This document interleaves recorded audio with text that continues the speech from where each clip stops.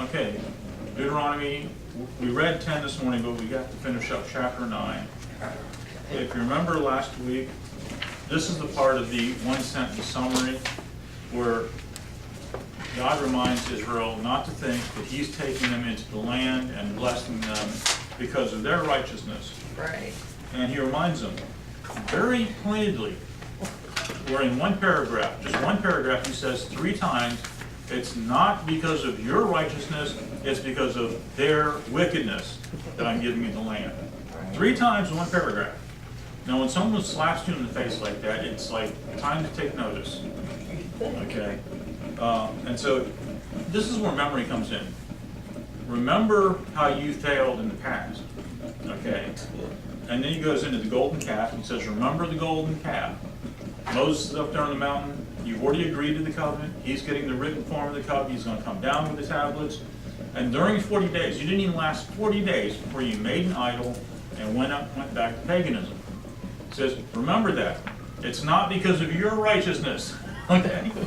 And then he goes on. Okay, I'm lost in my chapters here.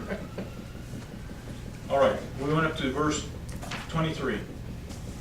Verse 22. You also made Yahweh angry at Teberah, at Massa, and at Kibroth Hattaavah.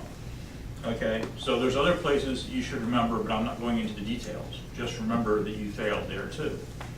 And then verse 23. And when Yahweh sent you out from Kadesh Barnea, he said, go up and take possession of the land I have given you. But you rebelled against the command of Yahweh your God. You did not trust him or obey him. You have been rebellious against Yahweh ever since I have known you. Again, something to remember. It's not because of our righteousness. Nothing happens because we're righteous. Amen. Okay? And we always look back at these people and we think, boy, those stupid Israelites. God showed them all this great stuff, did all these miracles, took care of them day by day. Every day they went out and got the manna. Every day they went out and got the water. And they still wouldn't trust God. Well, I'm waiting to see how when God puts their scorecard up, and then he puts our scorecard up next to it, and we're going, those stupid Israelites, and say, wait a minute, it looks a lot the same to me. Although it appears to us that the daily miracles are not as obvious as the miracles were to them. And yet, sometimes we have to go back and reflect on our lives. And sometimes it's good to compare our lives to other people's. I have never in my whole life been without work. And we've been real short on money, we've been broke and had problems, but it's odd enough, I know lots of people who go without work, they can't find a job. I have never gone a day without a job. Amen. Well, I should say when I wanted one. Yeah. There were times when I took a break between jobs, but I never looked for work and not be able to find it. That's why I'm kind of freaking out. Everybody's having foreclosure, no work, and the old lady needs buying a house. But you're in God's kingdom. You know, trying to feel I feel sorry for these people. I mean, I've got my daughter and her natural brother and her ex-husband and the new one, and I've tried to point out,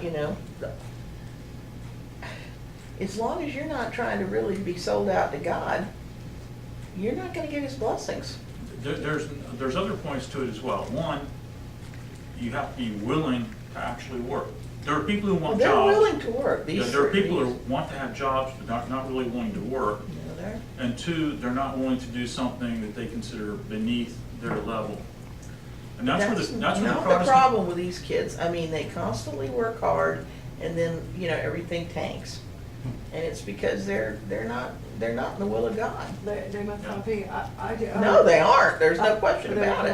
I work with the lady who's the cook at the precinct, and bless her heart, she loves the Lord and will do all that.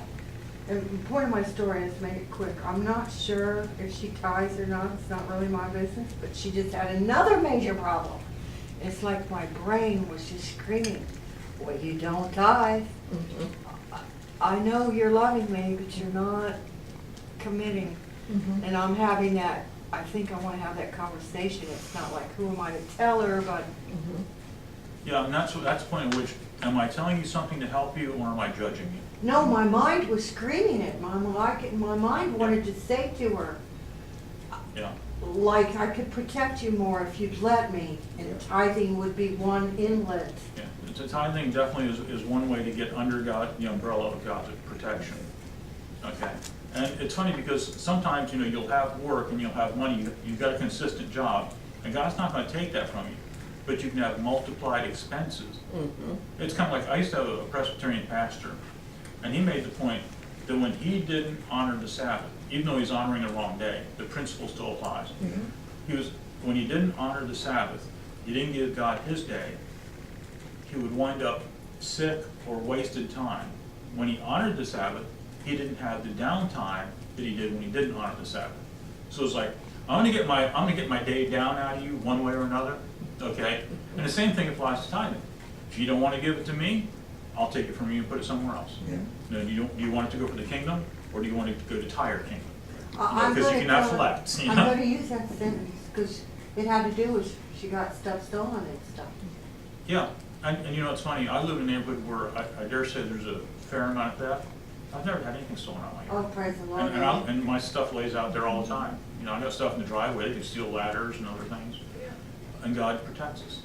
Right, I've gone to bed at night with the garage door open and you could walk in the house. I mean, it's happened more than once because the thing will pull up afterwards and, you know, nobody's bothered me. God's protected me. On the other hand, we don't want to use that as an excuse to be stupid either. Well, I'm not trying to be stupid, it just happens, but In the then I late say, eighties, thank the you, storm God. came through. on the But, you know, my weekend. kids work and hark and they think finally, well, we're gonna get ahead. And then the expenses Anyhow, come Monday along morning, I went because to they're work, putting and this God fellow first. freshman there told me, he come up and asked me, he said, "Do you have any damage?" I said, "No." He said, "I don't understand that. You're the only person in the shop that lives in a mobile home, and you're the only one that didn't have any damage on your property." I said, "I'm also the only Christian in here." He turned around and walked away. He wouldn't even talk anymore to me. Okay, verse 25. The people, anyway, I lay prostrate before Yahweh those 40 days and 40 nights, because Yahweh had said he would destroy you. I prayed to Yahweh and said, Sovereign Yahweh, do not destroy your people, your own inheritance, that you redeemed by your great power and brought out of Egypt with a mighty hand. Remember your servants, Abraham, Isaac, and Jacob. Overlook the stubbornness of this people, their wickedness and their sin. Now, that's a good description. Stubborn, wicked, and sinful. Otherwise, the country from which you brought us will say, because Yahweh was not able to take them into the land he had promised them, and because he hated them, he brought them out to put them to death in the wilderness. But they are your people, your inheritance that you brought out of Egypt by your great power and your outstretched arm. Okay. This is the point at which it's going from Moses and God reminding the people of their failures to Moses reminding God of his love for Abraham, Isaac, and Jacob. Memory works both ways. Okay, we have to remember who and what we are, and in our prayers, we should pray from the standpoint of God, remember who we are in relationship to your love. So Israel's reminded of their sin and their rebellion. God's reminded of his love and his covenant faithfulness. But there's also something else here. You remind God of his promises, but then you also need to be centered. Now you can do this in a fakey sort of way, or you can do it in a real sort of way. Moses, I believe, is committed to glorifying God with his life. Okay, what's the chief end of man? To glorify God. Okay, I think Moses really is centered that way, because he makes the point that God's glory is his concern. If you destroy this people, what will be said about your name? Okay, why did God do the plagues on Egypt? So that his name would be made known throughout the entire earth, which is happening. All the trade routes lead in and out of Egypt. His name and what he's done has been made known throughout the earth. If he destroys Israel now because of their sinfulness, that will be spread throughout the earth. Will his name be glorified because of that? Not in any sense that we would recognize. Okay? God saved the people, then he wiped them out. Well, that's going to lead a really, mixed message out there. Well, God saves you, but then he'll kill you. Well, I don't know if I want anything to do with him. Okay, so Moses prays in this vein, And he reminds them, these are your people, these are your inheritance. You've worked all these centuries to get us to this point. Now, remember your glory and your honor. Don't do anything that would take away from that. Now, do I think God was really planning on destroying the people? No, he was going to turn it over to Moses.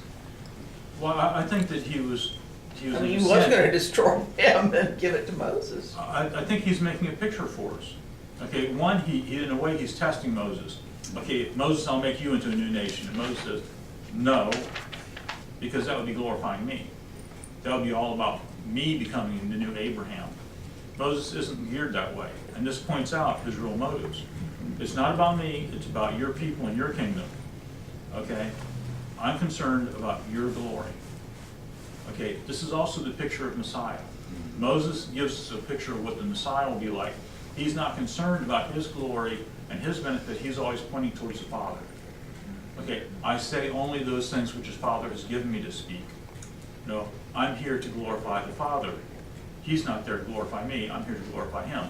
Yeshua's concern is always for the kingdom. Thy kingdom come, thy will be done on earth. That's not praying to Yeshua, that's praying Yeshua teaching them to pray to the Father. And may the Father's will be done on earth. Okay?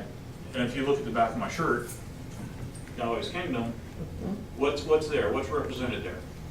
The commandments in the moment. The commandments, the covenant. Okay, what is God's kingdom? It's where the king rules. God rules through his law. Where the covenant is kept, his kingdom exists. Okay, so that pretty much wraps up chapter 9. Then in chapter 10, at that time Yahweh said to me, chisel out 2 stone tablets like the first ones and come up to me on the mountain. Also make a wooden ark. I will write on the tablets the words that were on the first tablets which you broke. Then you were to put them in the ark. And tongue in cheek, I'm thinking he had to make a box to put them in this time so he wouldn't break them. That's like I said, that's tongue in cheek. You know, it's like, well, you dropped the last set, you know. I thought he was giving instructions on how to make the ark in tabernacle when he was up there, and then he came back down. He spent a year building the ark in the tabernacle. This is probably a temporary box, okay, until the real one gets built, because this is just wood. This is not in line with gold and outside of gold. Oh, okay. Okay, or it could be this box gets refitted after the initial making. Well, This is when they're just first getting the tablets. This isn't building the tabernacle yet.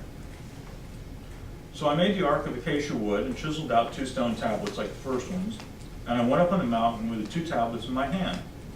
Yahweh wrote on these tablets what he had written before, the 10 commandments he had proclaimed to you on the mountain, out of the fire, on the day of the assembly. And Yahweh gave them to me. Then I came back down the mountain and put the tablets in the ark I had made, as Yahweh commanded me, and they are there now. Okay, so evidently it is the same ark, but it's been refitted. Okay, they made the ark, and then they put the gold over it later. right, seems like. The time sequence here is, he's kind of jumping back and forth, because remember, this is at the end of 40 years, and he's talking back about the beginning of the 40 years. Yeah. Okay, so he's kind of jumping back and forth, and you'll find that in the next paragraph it gets a little bit confusing. Okay. The Israelites traveled from the wells of Bene Jaakan to Moserah. There Aaron died and was buried, and Eleazar his son succeeded him as priest. Now it's kind of funny, you know what, it seems like what they're waiting for during this 40 years is not just for the people to die. They're waiting for the 3 main key figures to die. Moses, Aaron, and Miriam. Okay, Miriam's already dead. Next goes Aaron, and the last one to go right before they go in is Moses. Okay. Anyway, Eleazar succeeds him as high priest. From there we travel to Gudgodah and on to Jothbatha, a land with streams of water. At that time, Yahweh set apart the tribe of Levi to carry the ark of the covenant of Yahweh, to stand before Yahweh to minister and to pronounce blessings in his name, as they still do today. That is why the Levites have no share or inheritance among their fellow Israelites. Yahweh is their inheritance, as Yahweh your God told them. And this paragraph almost seems like he's saying, at this time, at the end of the 40 years, I set apart the Levites. But we know that he set them apart back at Mount Sinai. That's why I say it's a little bit confusing, because he kind of jumps back and forth with his time sequence. And remember, in Hebrew, there are only two technical time sentences. There's the perfect, which is completed action, and the imperfect, which is incomplete action. So you don't get the clear specificity of time in Hebrew that you do in Greek or Latin. Greek actually has 7 time forms, 7 tenses, and they're all written out differently, so when you look at it, you know exactly what they're saying in Greek. Hebrew, when it comes to time, is not that clear. It's a Semitic language, and it's really focused more on, is it completed action or is it incomplete action? And even there, it's inconsistent. So when he says this, when we translate it over to English, it seems confusing. But all you have to do is know the story, and you know when it happened. Okay. Now notice what it means for the priests. Look at the 3 jobs of the priests: to carry, to stand, and pronounce. Tough job, man. Okay, to carry the stuff around, to stand before Yahweh, okay, which means to offer the sacrifices and pray, and to pronounce blessings. That seems pretty simple, doesn't it? Yeah, but it gets complicated, especially when you get to the pronouncing part. Okay. Well, that's only because of the Hebrew. Yeah. Well, no, it's not that. They've got to go up there and tell what God said. And people didn't like what God said sometimes. They go out and get these false prophets to tell them. That's true. Probably a big, long day. But all of it becomes simple when you're trusting God and just doing what He wants. Yeah. Okay, most of life is actually very simple. Okay, and that's why we complicate things a lot of times, and we'll get to that in the next paragraph or so. Verse 10. Now I had stayed on the mountain 40 days and 40 nights, as I did the first time. So this is 80 days that Moses has gone without food and water. And Yahweh listened to me at that time also. It was not His will to destroy you. Go, Yahweh said to me, and lead the people on their way, so that they may enter and possess the land I swore to their ancestors to give them. Now, this is really amazing, because even after the golden calf incident, when God is, in a sense, ready to destroy them, at the same time He says, go lead them, I'm still going to give them the land. I'm still going to give them the inheritance. And again, this is a reminder not to get too proud, because when God promises something, He's promised us the kingdom. And when we get to the kingdom, we can't ever say it was because we were such wonderful people. Okay? It's because God is gracious. Okay? God looks at us, He loves us, and He does good to us that we don't deserve. And when we look back at these people, we have to remember, we're just like them. We really are. Okay? And we're still going to inherit the promised land. We'll inherit the promised land, yes. Okay, verse 12. And now, Israel, what does Yahweh your God ask of you, but to fear Yahweh your God, to walk in obedience to Him, to love Him, to serve Yahweh your God with all your heart and with all your soul, and to observe Yahweh's commands and decrees that I'm giving you today for your own good.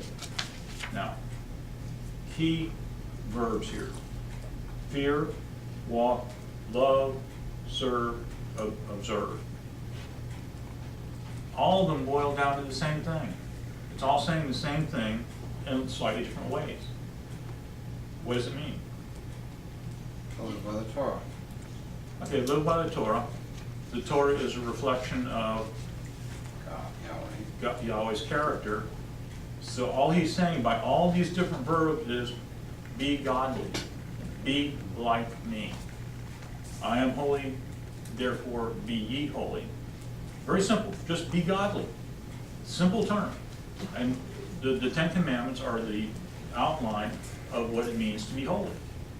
That's why I say we complicate things. What does God want us to do? Be like Him. He wants us to keep the covenant, to be like Him. Okay, if we keep the covenant, that's not complicated. We try and make grandiose plans and designs, okay? And God just really isn't wrapped up in all that. And something I've come to realize this week, thinking about more and more, Okay, here we are, we're walking through life, dum-dum, and God puts someone in our way to minister to. But we don't see them, or we see them, but we have our eyes way out here on these grand and glorious plans that we think God has for our lives, or that we have for our own lives. And so we just step on this guy as we move on towards our grand and glorious plan. God put someone else in our way that needs help, that needs ministering to. And we just step on them because we're on our way to the grand and glorious plan of serving God in a great way. And my point is, we're focused on the wrong thing. We're focused on our great plans instead of the ministry that God's put right in front of us. Okay? And I think probably the biggest and worst case of that, and this is going to sound kind of funny because I'm in this situation, is parents. Well, actually two things, parents and children. And I think we step on our children and our parents a lot of times on our way to the great plans we have to serve God. Oh, this is just getting in my way. This is the nuisance. This isn't where I'm going. And you shove them aside. You set the kids in front of the TV, or you put them in daycare because you're heading some great place. Whether it's financial security or a bigger, better house. And you think about how many men are working 80 hours a week to take care of their wives, and what their wives really want is to spend some time with their husbands. Okay, there's a lot of wives that are very lonely, that are in a big house, and they get to be lonely in a big house with lots of stuff, but what they really want is to spend time with their husband. Okay, but he's not there. Why? Because he's got this great and glorious financial future plan. Well, someday we're going to be secure. Someday we're going to go on vacation. Someday we're going to retire, and we'll be happy then. Okay, put everything aside until then. But the two people that really get stepped on the worst are the children and the parents. Okay, I actually had a pastor tell me, I was going to seek ordination in this particular denomination, and I told him, but I won't actually be able to go into the ministry unless it's local here, because I moved back here to take care of my mother. I've actually, at that time, it was my mom and stepdad. And he said, well, don't you know that Jesus said, unless you hate your father and mother, you aren't worthy of his kingdom? So it's like, don't let anything get in the way of your ministry. Your parents can't get in the way of your calling to ministry. Just push them aside. They don't count. Oh, wait a minute. Compare this now. One of the 10 Commandments versus a call to ministry. Which one comes first? The law of God always comes first. So The it's law- honor your parents. Right. 10 Commandments. And the 10 Commandments, the covenant, that says take care of your parents. Yeshua talks to the Pharisees and he criticizes them for twisting the law so that they don't have to take care of their parents. How can he come to this conclusion? He misunderstands the language in which the scripture was written in. If you hate your father doesn't mean what we mean it today in modern English. Okay, that could be part of it. He misunderstands the idea of love and hate there. It just means, prioritizing. One comes over the other. Okay, but the reason he's misinterpreting this is because he's focused on the New Testament. He's taking the New Testament as being the real Word of God, and the Old Testament as just being something the Jewish people had. He's not taking it as one book. There's a hierarchy of law, okay? And Yeshua constantly upheld the Torah, which means upholding the 10 Commandments.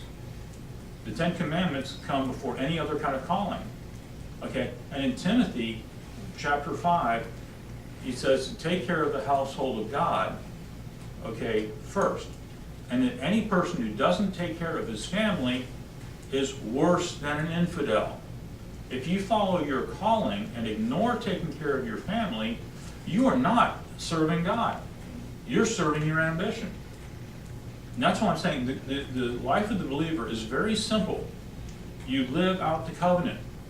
Any extraneous callings or whatever become like that comes secondary to keeping the covenant. Taking care of family is covenant responsibility. That's primary. Okay? There's no great and glorious ministry that you're ever going to properly fulfill if you ignore the immediate people that God puts in you. If you do, then all you're doing is you're stepping on people to fulfill your ambition. And God is not going to honor you if you're stepping on your children and your parents. You may make a big ministry. You may make lots of money. You may get the hearing of a lot of people, but you are not doing God's work. Didn't Jesus do something to that, similar to that when he was on the cross? He introduced John, and his mom said, John, meet your mother. Mother, meet John, your Right. son. He made sure his mother was taken care of. Right, And that's like his dying wish. Yeah. Okay, make sure my mom is taken care of. yeah. Okay, God's priority is to take care of family. Keep the covenant. Do those daily things that are right in front of you. That's how you glorify God. That's what it means to be godly. Okay? Those other ministries are all secondary. Okay? And that's a hard thing to live with. I know that when I was in seminary, Richard Pratt made a comment that kind of stuck in my memory. He said, some of you out there are going to prostitute yourself to this seminary. He said, you're going to get so wrapped up in grades and getting your degree that you are going to ignore your wife and kids. And he said, if you do that, you are sinning against God. You are prostituting yourself to the school. And he was right. I didn't take it quite as seriously at that time as I did. I really tried to make sure that I spent time with the kids, and Melanie would even make sure that I had appointments with them to take them out to lunch and things.